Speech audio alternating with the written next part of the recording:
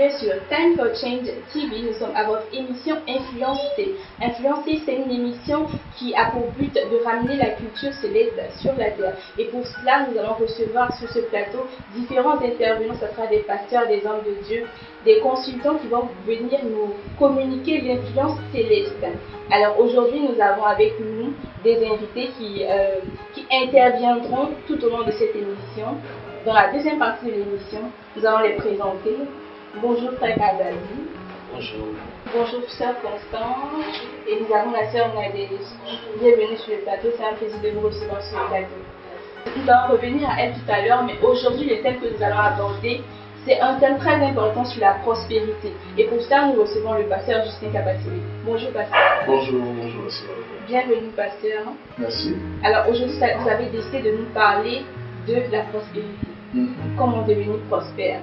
Alors c'est un peu surprenant que vous abordiez ce sujet-là, parce que vous avez l'habitude de fustiger un peu les prédications qui sont portées sur la prospérité, parce que vous, généralement, vos prédications sont christocentrées. Alors aujourd'hui, pourquoi précisément ce choix de thème-là? Nous avons choisi ce thème parce que malheureusement l'Église n'est pas prospère, malgré le message de la prospérité que nous entendons, simplement parce que la prospérité devient comme une utopie. Et l'objectif de ce message, ce n'est pas simplement de parler de la prospérité, parce que la prospérité n'est pas notre objectif en Jésus-Christ, mais c'est plutôt de parler de ce que Christ a fait pour nous. La Bible dit, du riche qu'il était, il s'est fait pauvre afin de nous enrichir. Et nous voyons beaucoup de chrétiens viennent dans les églises dans les espoirs, et la plupart sont des pauvres. Ils viennent dans les églises dans l'espoir de devenir beaucoup plus riches, mais on ne leur donne jamais les clés. On leur promet des richesses, on leur promet des choses, mais qui n'arrivent jamais à les rendre réellement riches. Et pourtant, la prospérité existe bel et bien dans la parole de Dieu, mais elle n'est pas donnée, cette prospérité n'est pas donnée comme il le faut. On dit aux gens, venez à Jésus, vos problèmes seront finis, vous allez devenir riches, vous allez, et les gens ne vivent malheureusement pas ces choses. D'accord, parce que ça nous intéresse vraiment. Déjà, pour vous, qu'est-ce que la prospérité? La prospérité, moi je fais du marketing. La prospérité, c'est la période croissante d'une entreprise, ou d'un individu, ou d'un État, ou d'une société.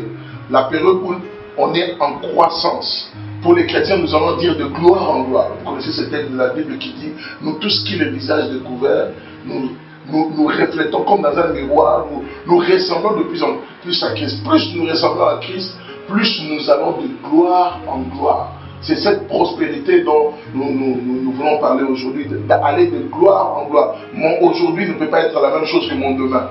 Et mon hier ne peut pas être la même chose qu'aujourd'hui. Donc je vais de gloire en gloire. Et c'est de ça que nous voulons réellement parler. Le chrétien ne peut pas vivre une vie stagnante. Un chrétien doit aller de gloire en gloire.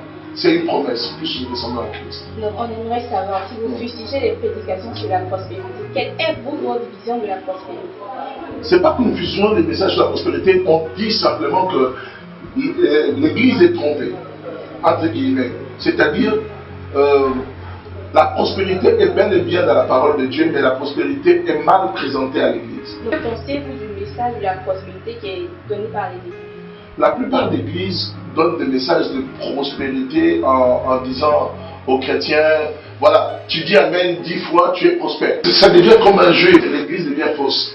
C'est-à-dire que les païens, quand ils nous regardent, ils voient des gens, on parle prospérité, prospérité, l'homme, prospérité, machin. Mais ils voient des gens qui vivent 10 ans, 5 ans, 15 ans, 20 ans dans l'église, ils ne deviennent jamais prospères. Et ces mêmes personnes continuent à rester à l'église et continuent à espérer, continuent à dire Amen et crier parce qu'en réalité, on leur donne des miettes au lieu de leur donner la vérité. Vous savez, la Bible dit, cherchez premièrement le règne de Dieu et le reste vous sera donné. Vous savez, il y a des choses qu'on cherche, il y a des choses que Dieu donne. Et la clé pour prospérer, c'est ce que nous allons voir aujourd'hui. Je ne vais pas déjà rentrer en besoin, mais ce que je veux dire, c'est que je prie pour que l'Église change son message, qu'on se concentre sur l'essentiel de l'évangile de Jésus-Christ et le reste nous est réellement donné. Mais il y a un mode de vie qui permet de vivre réellement la prospérité. Vous voyez, Jacob était capable de quitter la maison de son père, bras ballants. Il a pris la bénédiction. Son père l'a béni, mais il a quitté la maison de son père, main vide. Il a quitté ma ville, il est parti chez Laban, mais comme il avait déjà la bénédiction de l'Éternel, la Bible dit, seule la bénédiction de l'Éternel est capable de rendre un homme riche et ne se faire jamais suivre d'aucun chagrin.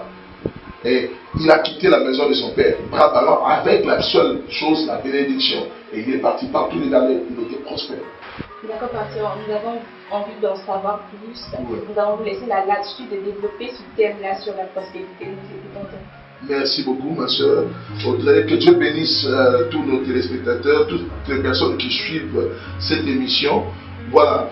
Je voudrais simplement vous dire, comme nous l'avons donné tout à l'heure, la définition de la prospérité, nous allons parler, c'est la partie croissante de la vie d'une personne, d'une société ou d'un environnement ou même d'un pays.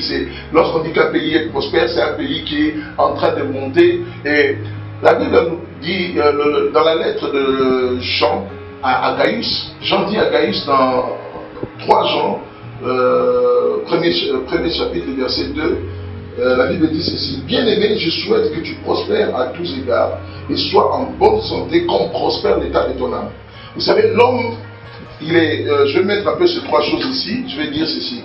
L'homme est un esprit qui possède une âme et qui habite dans un corps. L'esprit, dans notre esprit, on a tellement de promesses de Dieu. On a tellement de promesses de Dieu dans notre esprit. La Bible nous dit que nous sommes bénis de toutes sortes de bénédictions dans le lieu céleste. Tout à l'heure, je vous ai dit que la Bible dit que Christ, du riche qu'il était, il s'est fait pauvre afin de nous enrichir tous. Et toutes ces promesses sont dans la Bible, mais les chrétiens ne les vivent pas simplement parce que spirituellement, ils reçoivent ces promesses. Mais leur âme n'a pas encore reçu ces promesses. Toutes les promesses de Dieu sont en nous. Toute personne qui accepte Jésus, les promesses de Dieu vivent dans cette personne. Tout ce que Dieu dit dans sa parole, c'est déjà en nous, mais c'est ici. C'est ici. Donc, mais pour vivre ça, pour vivre les promesses de Dieu, il faut que ça quitte l'esprit pour arriver dans l'âme. Et enfin, pour être vu des hommes, ça va arriver dans le corps. Et ça, c'est un processus. Les pasteurs à l'église crient, ils disent: ah, Dieu, nous sommes bénis. Tout ça, ça reste dans l'esprit. Ça ne se matérialise pas simplement parce que ça n'a pas fait le processus. Il y a un processus.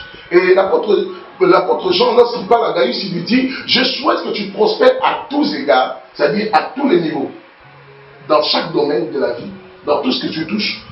Comme prospère, c'est-à-dire l'âme de Gaius prospérait, mais ça ne pouvait pas se voir matériellement parce que le processus a quitté son esprit. Ça pouvait arriver dans son âme, mais ça ne touchait pas son corps. Et la personne ne vivait pas la prospérité réellement, matériellement, physiquement. Il faut savoir que le monde spirituel précède le monde physique. Tout commence dans l'esprit. En Christ Jésus, nous sommes bénis de toutes les bénédictions dans les lieux célestes. En Christ Jésus, il n'y a aucune malédiction qui nous touche en Jésus-Christ. Toutes ces choses, la Bible le dit. La Bible dit, nous dominons même sur les péchés. La Bible dit, mais tout ça, c'est toujours spirituel. C'est caché dans notre esprit. Et pour que ça se matérialise, ça doit passer par l'âme. L'âme, c'est les émotions. Notre foi se trouve au niveau de notre âme. On pêche avec l'âme. Les émotions, la pensée, la manière de réfléchir, l'intelligence, la connaissance, tout ça, c'est au niveau de l'âme. La Bible dit, c'est l'homme qui pêche qui mourra. C'est-à-dire le péché, et c'est l'âme plutôt, l'âme qui pêche qui mourra. C'est au niveau de l'âme. Et si ton âme n'a pas eu l'influence de ton esprit, tout ce que tu feras ne va jamais, et tout ce que tu feras plutôt sera de la chair. C'est pour ça que Bible dit: marchez selon l'esprit et vous n'accomplirez pas les désirs de la chair. Il faut bien comprendre ces choses pour arriver à comprendre que c'est possible de matérialiser certaines choses que la parole de Dieu nous dit. Donc, l'âme qui est en réalité la chose principale qui permet à l'homme de vivre beaucoup de choses. Parce que si ton âme répond toujours aux besoins de ton corps, tu vis selon la chair et tu es un homme charnel. Mais si ton âme commence à répondre aux besoins de l'esprit, ton âme, ça veut dire tes pensées, tes émotions. Regardez, si vos pensées sont toujours tournées vers l'esprit, vous allez commencer à avoir l'influence de l'esprit. C'est pour ça qu'on dit il faut lire la parole. La parole de Dieu, c'est la nourriture de l'esprit. C'est ce qui vient nourrir l'esprit. Regardez tous les succès que la Bible donne. À chaque fois que la Bible veut parler d'un succès, d'une personne qui doit réussir, la Bible tourne tout autour de la loi de l'Éternel. Vous allez voir, Josué chapitre 1, le premier chapitre 1, le verset 8. Que ce livre de la loi La loi de l'Éternel, la pensée de Dieu, la pensée divine. C'est-à-dire l'influence du ciel. Que ce livre de la loi ne s'éloigne point de ta bouche. Médite-le, c'est-à-dire, on médite où? Au niveau de l'âme. Médite-le jour et nuit. C'est seulement alors que ton corps va obéir et tu agiras fidèlement selon ce qui est écrit. C'est alors que tu auras du succès, c'est alors que tu réussiras. Il y a un processus qui doit être fait. Regarde, la Bible dit encore dans le psaume chapitre 1. Heureux l'homme qui ne marche pas selon les conseils de méchants, qui ne s'assied pas en compagnie des moqueurs, mais qui trouve son plaisir dans la loi. La parole de Dieu revient encore. Plus l'homme est nourri par la parole de Dieu, la vision du ciel, la vision de Dieu, plus l'homme est capable de prospérer à tous égards.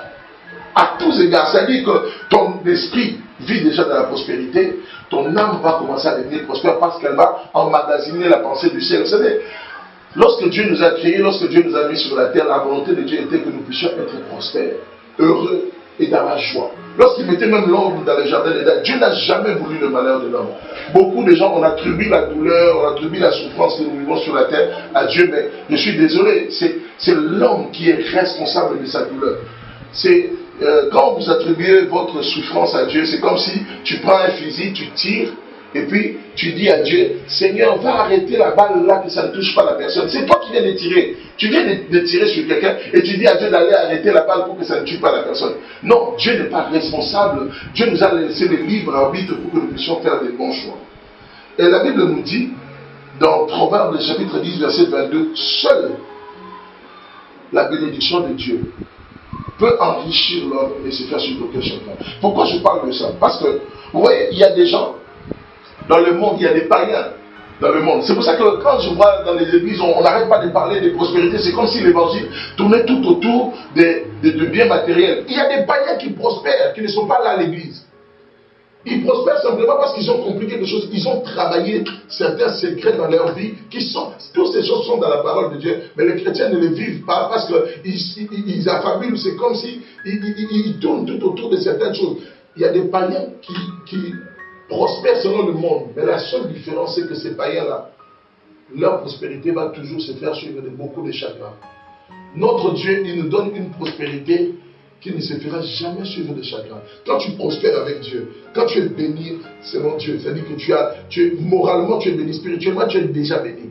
Maintenant, ça vient au niveau de ton âme, tes pensées sont bénies, tes émotions sont bénies, sont prospères, ta manière de penser est prospère. C'est-à-dire que tu n'as plus de pensée où tu es dans la négativité, tu sais déjà qui tu es en Jésus, tu comprends ton identité en Jésus, tu sais que je suis la fille du roi des rois, je suis le fils du roi des rois, je suis le fils du Seigneur des seigneurs. Il y a des choses que je ne peux pas vivre dans ma vie.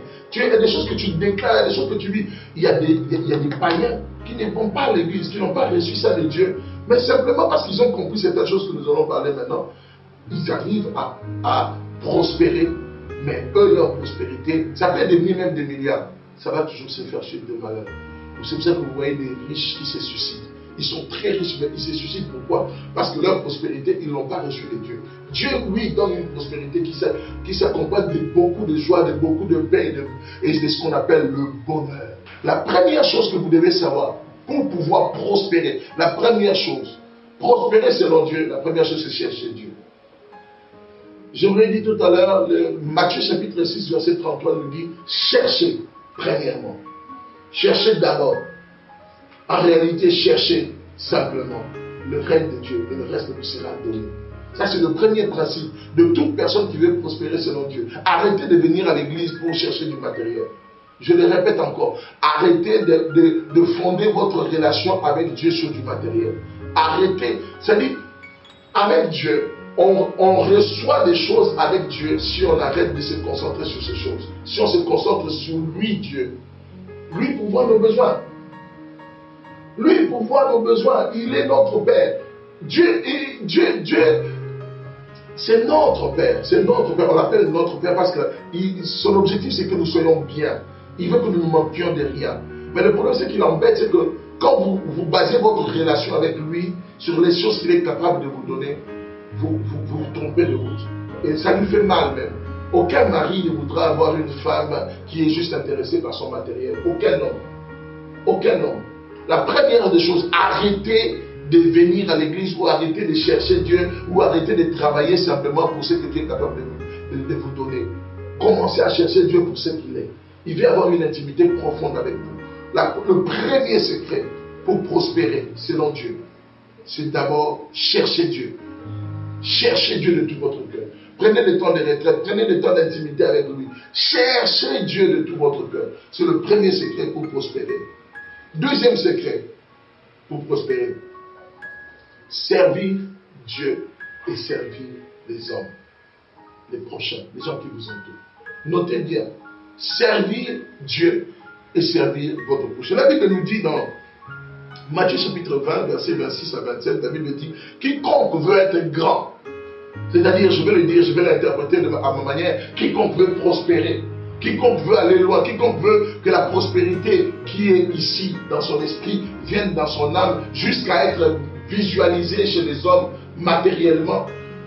Quiconque veut être grand, quiconque veut être grand, doit être le serviteur de tous.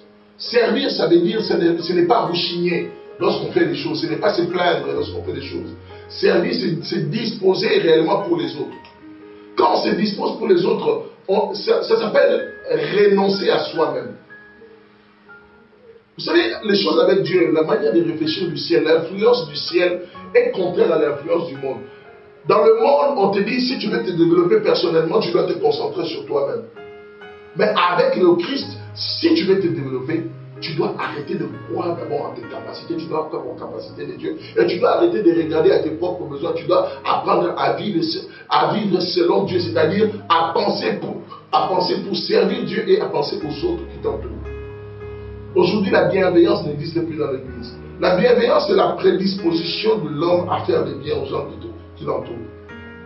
Servir les gens, répondre aux besoins. C'est-à-dire, quand tu es quelque part, tu vois les gens, comment ils vivent, tu regardes les besoins des gens, tu essaies de répondre à tous les besoins des gens qui s'entourent. Tous les hommes grands qui sont, même les principes que je dis, même les païens, quand ils essaient de répondre à ces principes-là, même Microsoft, Bill Gates, il est devenu l'homme le plus riche parce qu'il a répondu à un besoin. Il a répondu, les gens avaient besoin de Word, Excel, machin. Quand ils répondent à un besoin, quand tu réponds à un besoin, aux besoins des gens qui t'entourent, c'est le secret pour devenir grand. C'est le secret. Jésus donne ce secret dans sa parole. Il dit, quiconque veut être grand, qu'il soit le serviteur de tout le monde. Serviteur de Dieu et serviteur des hommes. Serviteur, sans orgueil, sans prétention, mais serviteur. Et la Bible dit encore, quiconque veut être le premier, qu'il soit l'esclave de tous. Un esclave se réveille avant le maître. Avant que le maître ne se réveille, l'esclave se réveille. Il faut être de lève tôt, il faut se lever tôt, il faut travailler, il faut se mettre à... Vous savez, aujourd'hui, il y a les pasteurs, les hommes de Dieu, au lieu d'être des serviteurs ou des esclaves pour les membres de leurs églises, ils sont de grands gourous, de grands hommes à qui tout le monde... Un homme de Dieu, c'est un serviteur pour les hommes. Tu dois te réveiller le matin, prier pour les membres de ton équipe. Tu dois te réveiller très tôt le matin, servir les membres de ton équipe, parler d'eux à Dieu.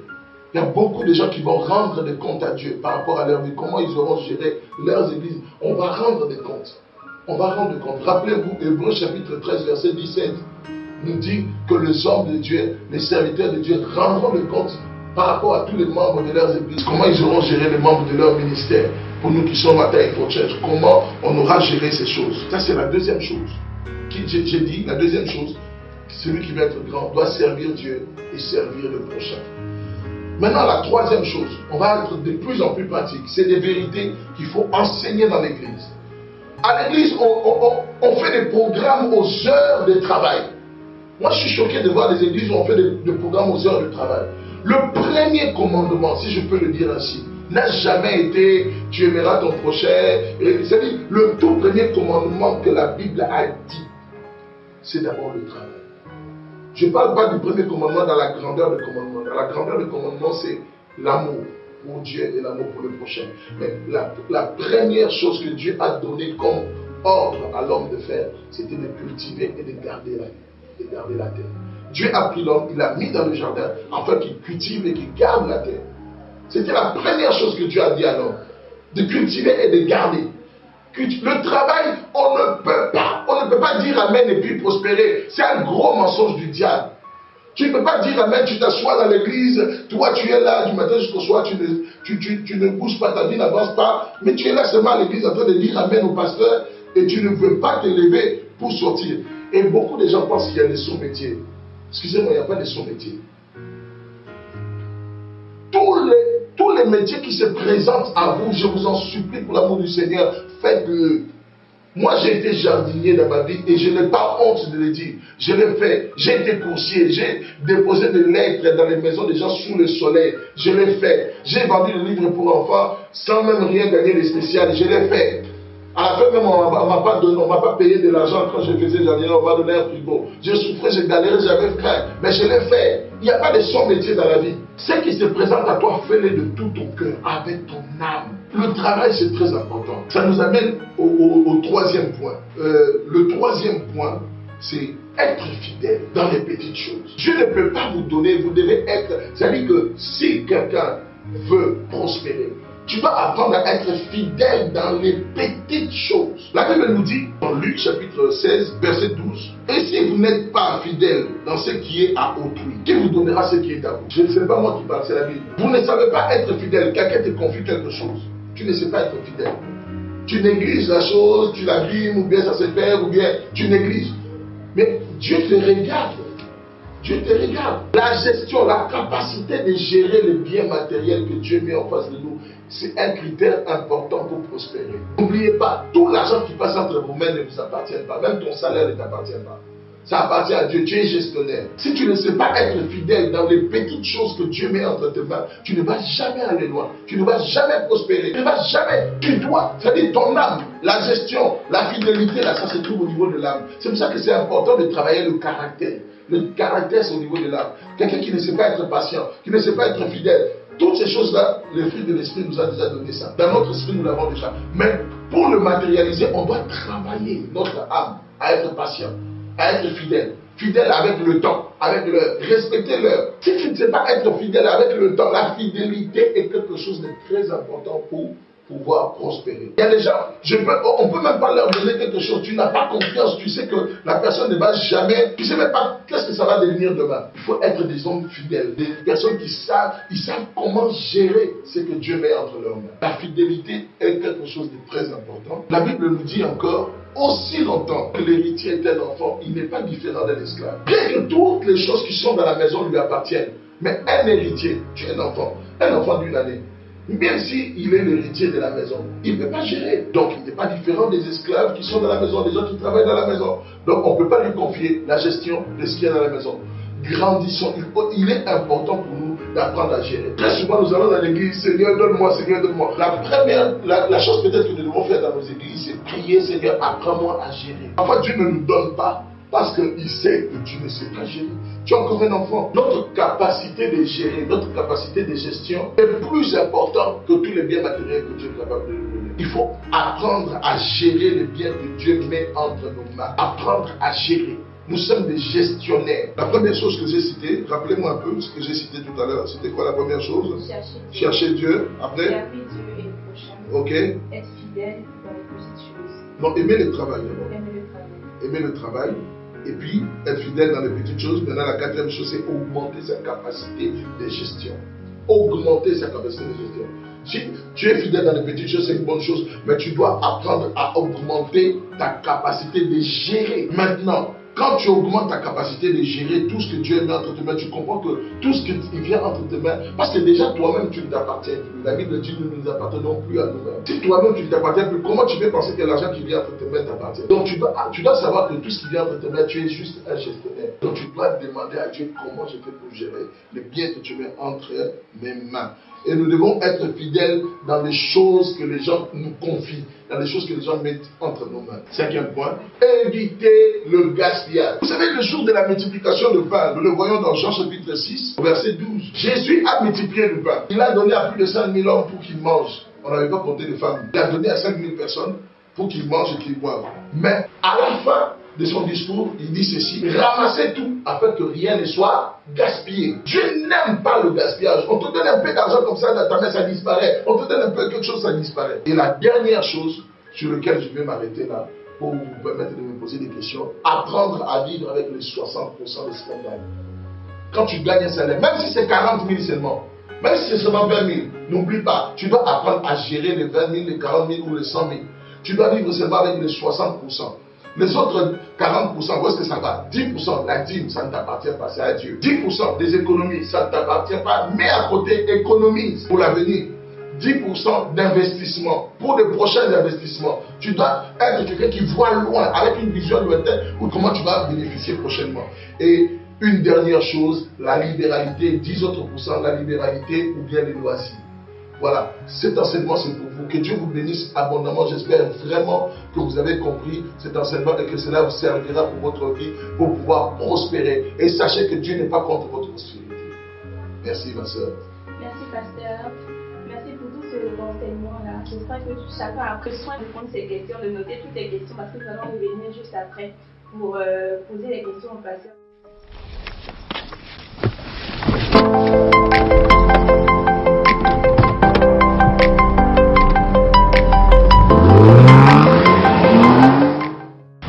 De retour sur le plateau, nous sommes toujours avec le pasteur Kabassélier qui va répondre à nos différentes questions. Pasteur, moi j'ai déjà une question. Si on en croit, après avoir écouté ce que vous venez de dire, on peut considérer que les richesses matérielles, parce que nous parlons de prospérité, donc la prospérité est attachée aux personnes qui sont bénies. La prospérité, c'est-à-dire la croissance, comme nous avons expliqué tout à l'heure, c'est attaché aux personnes qui sont bénies et qui ressemblent à Christ. Vous ne pouvez pas ressembler à Christ. J'ai cité le verset tout à l'heure. Nous tous qui le visage découvert, c'est-à-dire nous tous qui avons reçu Christ, on a le visage découvert, on n'a plus de voile. Donc, nous regardons comme dans un miroir. Ce que je me demande en fait, c'est si ces richesses sont attachées aux personnes qui sont bénies, comment est-ce qu'on peut expliquer que des chrétiens sont pauvres? Mais simplement parce qu'il y a beaucoup de principes qui restent dans leur esprit, ça ne passe pas. C'est exactement ce que je viens d'expliquer. C'est-à-dire que on a toutes ces choses-là que la parole de Dieu nous promet, on a toutes ces choses.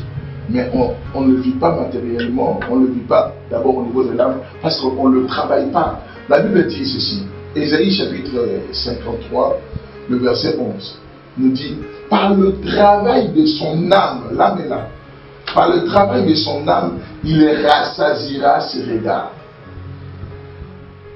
Est-ce que vous voyez? C'est en parlant de Jésus. Par le travail de son âme, il rassasiera ses regards. Simplement, il y a un travail à faire. L'âme doit faire le choix de marcher selon l'esprit, de s'attacher à tout ce qui est l'esprit. Parce que la bénédiction, nous l'avons déjà. Il y a beaucoup de gens qui vont dans les églises pour être bénis. Nous sommes bénis de toutes sortes de bénédictions dans le lieu céleste. C'est spirituel, mais pour que ça se matérialise, il faut que nous travaillions au niveau de l'âme.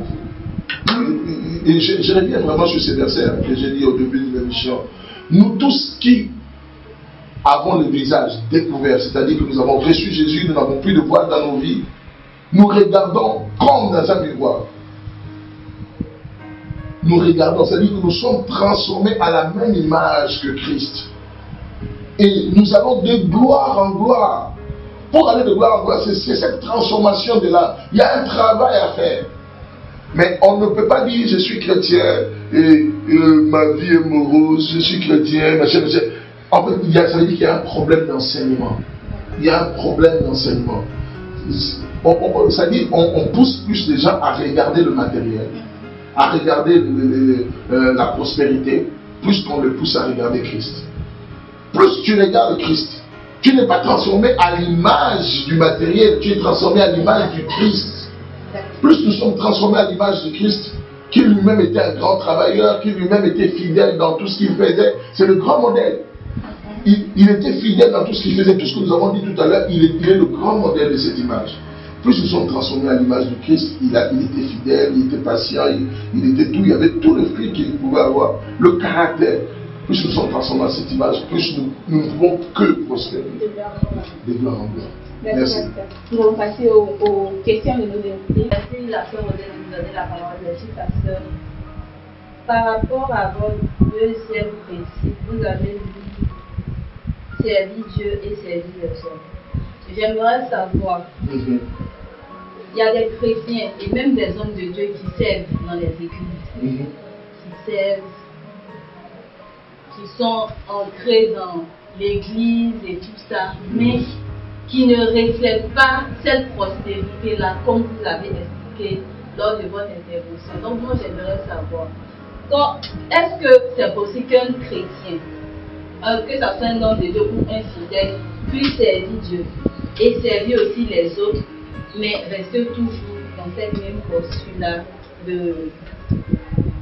d'insatisfaction, de monotonie? Il est pauvre, il a tous les lots, c'est lui qui subit tout et tout ça. Est-ce que c'est vraiment possible pour un chrétien, pour un serviteur de Dieu aussi de subir ça, malgré qu'il sert Dieu et qu'il sert Dieu? Oui, tout à l'heure, nous n'avons pas cité un seul critère, on en a cité 5 ou 6, je crois. Donc tout est complémentaire. Il faut bien noter cela, c'est complémentaire. Tout ce que nous avons dit tout à l'heure, c'est complémentaire. Et il y a beaucoup de gens qui servent avec de mauvaises motivations.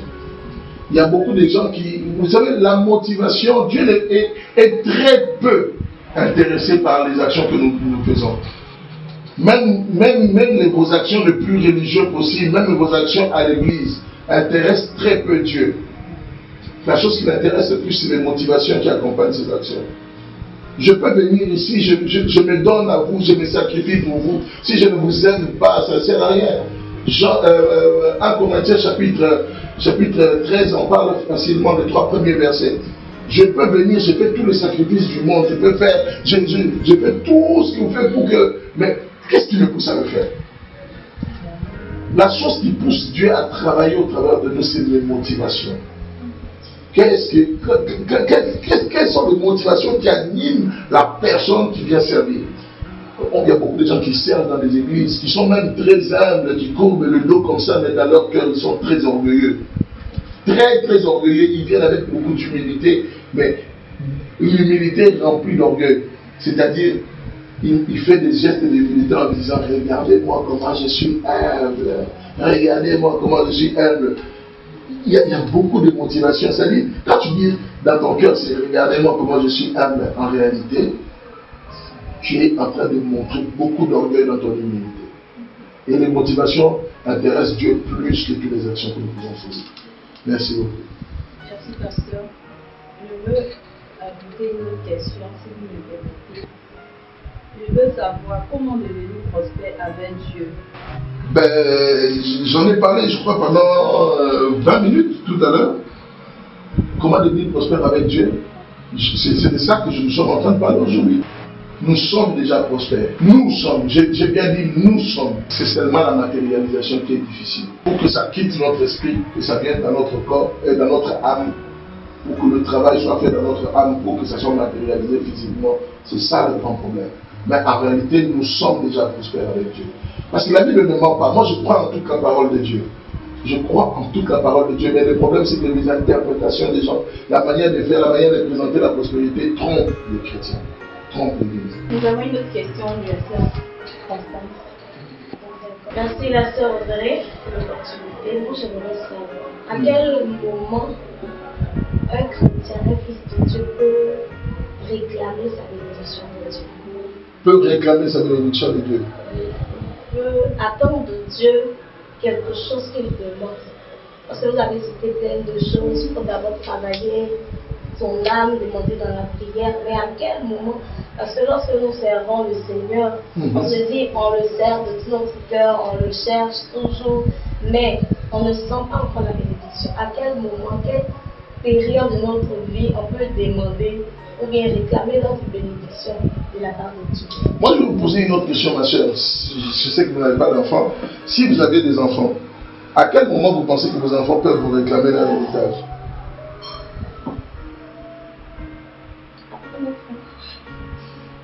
À quel moment vous pensez que, bon, vous avez un compte bancaire que vous avez ouvert pour votre enfant? Très souvent, c'est quand l'enfant va aller à l'université, on lui dit, voilà, j'avais un compte bancaire, l'enfant devient responsable, l'enfant devient majeur, l'enfant devient adulte. Je peux lui donner ce qui est à lui. Moi, je me rappelle avant seulement, mon père m'avait laissé de certaines maisons, il y avait des noms, mais on pouvait posséder, on pouvait parler de ça simplement quand on grandissait. Avant ça, on ne pouvait pas gérer ces choses. On ne pouvait pas gérer ces choses. Je l'ai donné le verset tout à l'heure. Aussi longtemps que l'héritier est un enfant, il n'est pas différent d'un esclave. Il faut qu'il grandisse. Et je pense que toutes les bénédictions qui sont à nous dépendent simplement de notre croissance.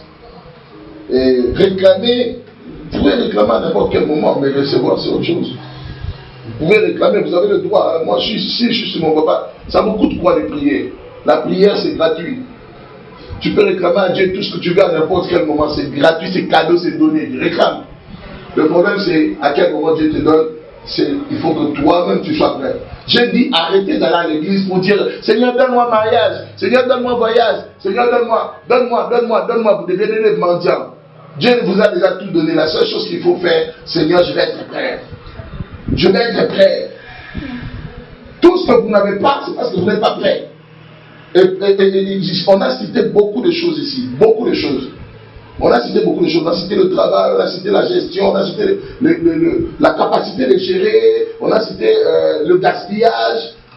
On a cité, il y a beaucoup de choses, il y a beaucoup de facteurs qui rentrent en jeu. Il n'y a pas un seul truc, on va dire je sers à l'église et puis je sers les autres. D'abord, il faut oublier une chose. Il ne faut pas oublier une chose. C'est pas parce que vous servez à l'église que vous servez Dieu. On peut servir une église, une institution, on a plus peur du pasteur, on obéit au pasteur parce qu'on attend une bénédiction. Servir Dieu, ce n'est pas s'attendre forcément à être béni dans ce service-là. C'est venir.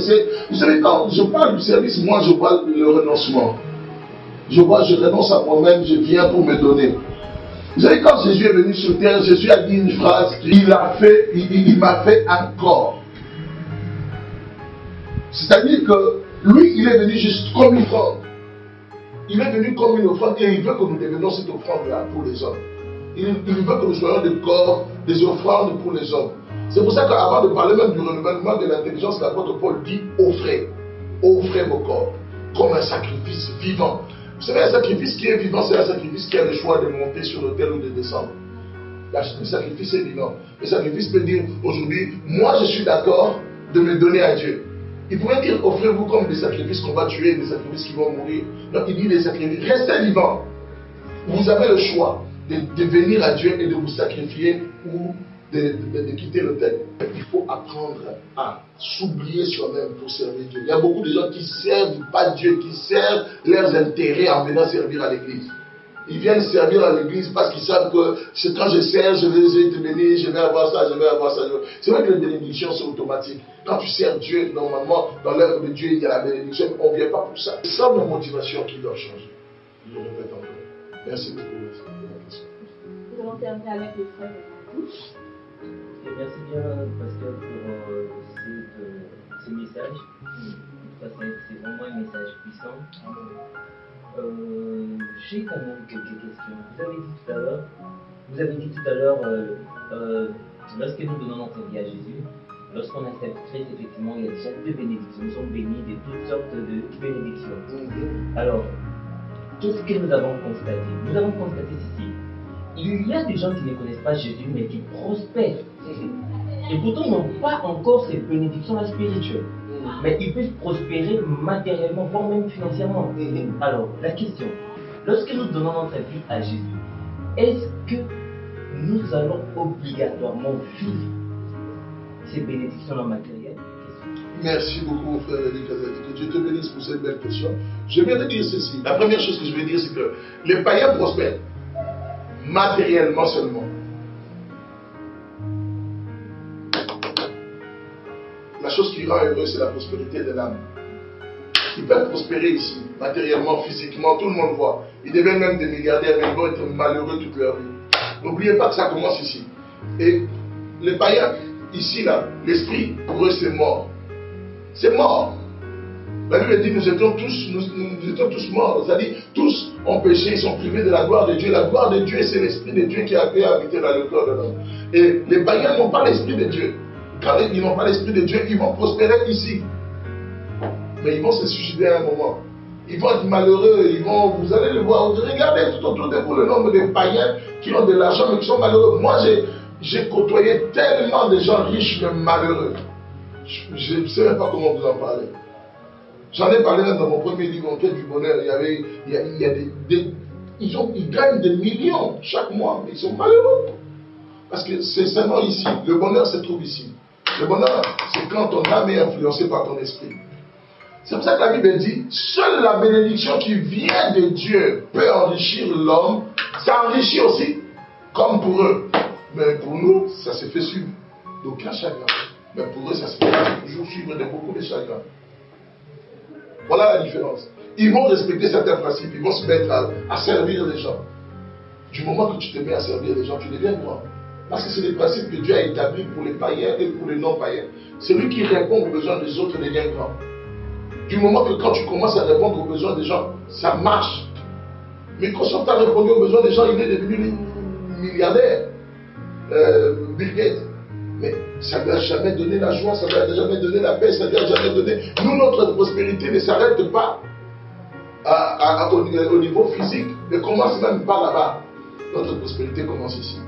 Ça, c'est ma première réponse. Ma deuxième réponse, c'est que c'est possible qu'un chrétien, un enfant de Dieu, sa prospérité commence matériellement, sans que ça ne touche l'âme ni le spirituel. Il y en a qui vivent avec les mêmes lois que les païens. Il n'a jamais changé. Tu vois son comportement, il est mauvais dans son comportement. C'est quelqu'un qui n'a même pas la nature de Christ, qui ne porte même pas le caractère de Christ. Cette personne va vivre exactement les mêmes choses que les païens. Malgré qu'il est chrétien, malgré qu'il a tout dans son esprit, c'est-à-dire qu'il a reçu de Dieu toutes les promesses divines, mais son âme n'a pas été transformée, il vivra les choses exactement de la même manière que les païens. Il va être malheureux, malgré tout l'argent qu'il va posséder. Regardez maintenant les Juifs, ils vivent la prospérité d'Abraham dans le physique. Est-ce que vous le savez? Les Juifs continuent à vivre la prospérité d'Abraham, mais nous, notre relation avec Dieu, notre intimité avec Dieu, comment je peux dire ça? Notre dispensation des relations avec Dieu est supérieure aux Juifs. Je suis étonné de voir les chrétiens aller en Israël pour chercher la prospérité, aller en ceci. C'est des bêtises. Nous ne comprenons pas que nous sommes en Jésus-Christ. La Bible dit, Jésus dit à cette femme samaritaine, l'heure vient et elle est déjà venue. Ce n'est plus, ça ne sera plus à un endroit, ni sur une montagne, ni à tel endroit, mais c'est en esprit. Les choses se passent maintenant dans l'esprit. Toutes les promesses d'Abraham, c'est en esprit que nous les possédons. Nous possédons les promesses d'Abraham beaucoup dans une dispensation supérieure aux Juifs.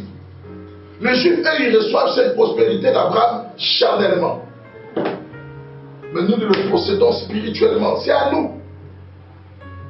Celui qui respecte les principes de la parole de Dieu reçoit toutes les prospérités d'Abraham, mais spirituellement. Et quand c'est spirituel, ça s'accompagne de beaucoup de joie. Jamais dans le monde ça peut s'accompagner de joie. Jamais. Vous voyez, les Juifs sont prospères dans le monde et il y a des chrétiens même. Sans pousser leur pensée un peu plus loin par rapport à la parole de Dieu, ils ne comprennent pas que nous sommes un royaume de sacrificateurs. La Bible dit qu'il a fait de nous un royaume, un nouveau royaume de sacrificateurs. Les Juifs ne peuvent pas être dans une dispensation supérieure à la nôtre, c'est impossible. Nous sommes dans une dispensation que Moïse aurait rêvé vivre. Malgré la taille de ces miracles, Moïse n'était pas un enfant de Dieu, ni David, ni tous ces gens. Pour être un enfant de Dieu, la condition, c'est croire en Jésus. Ils n'ont pas eu cette occasion, ils n'ont pas eu cette grâce. Quand vous lisez la fin du livre d'Hébreux chapitre 1, vous allez voir, ils ont tous espéré à cette grâce que nous vivons aujourd'hui d'être des enfants de Dieu. La Bible dit, il nous a donné le pouvoir de devenir enfants de Dieu. Nous sommes des dieux, nous mourrons comme des hommes. Nous mourrons comme des... Les chrétiens ne comprennent pas qui il est. Ils ne comprennent pas tout ce qu'ils reçoivent en Jésus-Christ. Notre salut en Jésus-Christ est tellement dans une dimension tellement élevée que vraiment nous vivons tellement beaucoup de bassesse que Dieu doit nous ouvrir les yeux. Il va nous faire rentrer dans toute la dimension. Vous savez, toutes les promesses des Juifs, nous les vivons spirituellement. Toutes les promesses que Dieu a faites à Abraham et à Isaac et à Jacob, on le vit spirituellement, mais il faut rentrer dans cette profondeur. Il faut que ça quitte notre esprit, que ça vienne dans notre âme pour être matérialisé physiquement. Que Dieu vous bénisse. Merci beaucoup, pasteur. J'ai encore une autre question. Vous avez souligné un volet important concernant le travail. Maintenant, lorsque nous essayons de voir même l'apôtre Paul, c'est vrai, il était au four au moulin, il travaille dans l'œuvre de Dieu, mais il était en même temps un faiseur des tentes. Alors, ma question est la suivante. Il y a des hommes de Dieu qui disent, écoutez, moi, Dieu m'a choisi, c'est-à-dire en plein temps. Je ne peux pas, il y a des gens qui étaient directeurs, qui étaient soit avocats, ils ont abandonné ces métiers-là, effectivement, pour suivre Jésus. Alors, ma question, si pour ces personnes, puisque vous avez dit Dieu a donné à l'homme d'abord le travail. Et ces gens-là disent, mais Paul même dit, c'est lui qui travaille, donc doit manger. Voilà, moi je travaille pour l'œuvre de Dieu. Vous devez obligatoirement me soutenir. Vous devez me donner des dîmes, des offrandes, un truc comme ça. Pourquoi? Parce que j'ai abandonné pour servir le Seigneur. Mais on voit le modèle Paul qui travaille. Il a même dit, je crois bien en Thessalonique, il a dit, attends, je peux même vous demander, mais j'ai travaillé.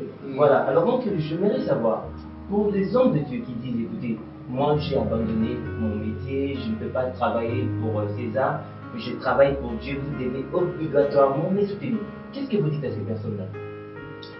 À ces hommes de Dieu qui disent ça, je dis qu'ils ont raison et ils ont tort. Le tort, c'est simplement on ne force pas quelqu'un à faire quoi que ce soit. On enseigne la personne la parole de Dieu. Dans la parole de Dieu, c'est que c'est lui qui t'enseigne la parole. Tu lui donnes un double honneur et tu dois partager tes biens avec celui qui t'enseigne la parole. La Bible le dit, c'est pas moi qui vais créer ni contredire la parole de Dieu. On doit, c'est-à-dire la personne qui t'enseigne la parole, on doit partager nos biens avec les personnes qui nous enseignent la parole. Mais on oublie, on doit enseigner toutes les vérités. C'est-à-dire notre devoir à nous, c'est d'enseigner toutes les vérités de la parole de Dieu. Notre devoir à nous, c'est de ne pas de forcer les gens à vivre, à faire les choses pour que ça aille à notre bénéfice. Il faut enseigner la parole et prier pour que les gens comprennent. Attention au commerce. Il y a beaucoup de gens qui rendent l'œuvre de Dieu comme un commerce. J'ai même vu des pasteurs qui posent la question, est-ce que l'autre pasteur que tu veux inviter dans ton église, est-ce que lui il fait sortir de l'argent? On le dit à Mingala, est-ce qu'il y a même ça en monde? Il fait sortir de l'argent. Attention, l'œuvre de Dieu ce n'est pas un business. Mais on peut vivre de l'œuvre de Dieu. On peut vivre à temps plein dans le ministère. On a tout le droit de le faire. Lorsque l'apôtre Paul dit, il faut bien suivre son texte, il dit, j'aurais pu être à votre charge, c'est mon droit. Il n'a pas dit que ce n'était pas son droit. Il a dit qu'il a voulu faire des tentes, mais il a fait un choix. Parce qu'il voyait la maturité de ces gens-là. C'est par rapport à leur niveau spirituel qu'il a réagi de cette manière. Mais c'est son droit. En tant qu'enseignant de la parole, il a le droit. Et les enseignants de la parole ont le droit.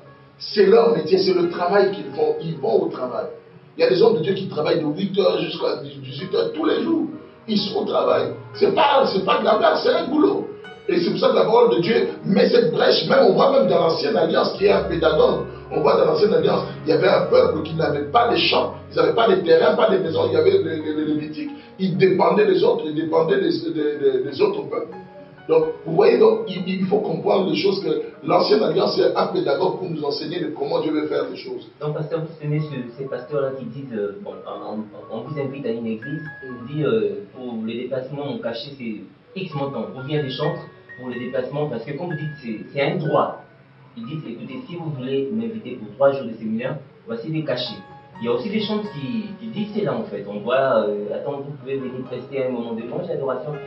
Ils disent, voici mon cachet. Donc vous soutenez aussi ces personnes-là parce que c'est un droit. Non, je veux bien l'exprimer ceci. C'est Dieu qui nous rémunère au travers des hommes. C'est Dieu qui nous rémunère au travers des hommes. Ce n'est pas nous qui décidons de notre cachet.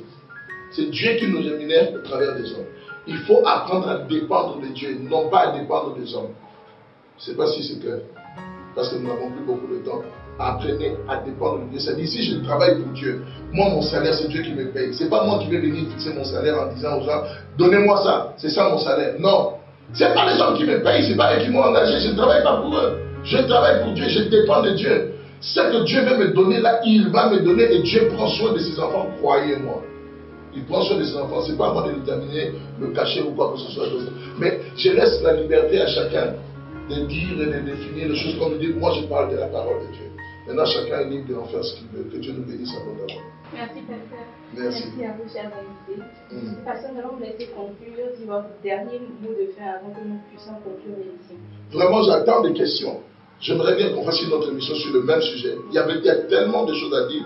J'ai essayé d'aller vite, j'ai essayé de raccourcir mon discours pour que les gens comprennent bien. Mais j'attends des questions. S'il y a des questions là où vous êtes, si vous allez suivre cette émission, j'aimerais que vous puissiez nous poser des questions qui peuvent nous pousser d'aller encore plus loin avec ces discours. Je sais qu'il y a beaucoup de chrétiens qui souffrent dans leur famille qui souffrent dans la misère et qui ont eu entendu les promesses de prospérité dans l'église depuis des années, mais qui n'arrivent pas à les vivre, simplement parce qu'ils sont mal orientés. Et j'aimerais vraiment que le Seigneur m'utilise pour être une bénédiction pour leur vie.